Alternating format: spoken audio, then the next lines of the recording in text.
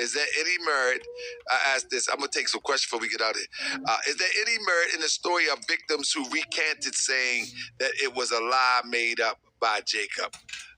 I actually seen a few of them stories. Actually, though, what saying that they made up the stories and that they went with Jacob.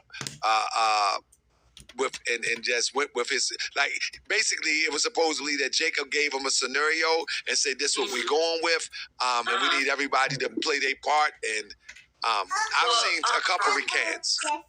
Well, let me tell you, this is interesting that they say that. So remember when we went live and we spoke about the Buttercup Lounge? We spoke about I remember that, absolutely.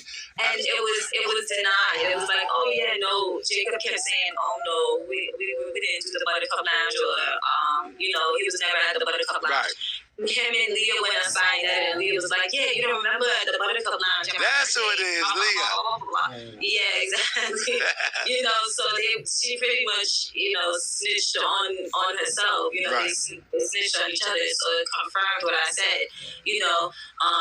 They were talking about it then. They were trying to convince me to be a part of it and say that, something happened to me while I was on the land. And I was like, nothing happened to me while I was there. What are you talking about? It was just, and I wasn't with it. I was just like, I don't want nothing to do with this stuff. And he disowned me as a brother. He was like, I disowned you. He was like, I'm no longer your brother. And I was like, okay. I was like, and that was back then, I didn't care. I was already, in the streets and living in that side and stuff. I didn't care. I was just like, all right. So Jacob York said Jacob York said he disowned you at that point. Oh yeah. He disowned me then. Yeah, I was young. I was like about 15. I was about 15, 16 years old. Yeah, he disowned me then. Mm-hmm. Wow.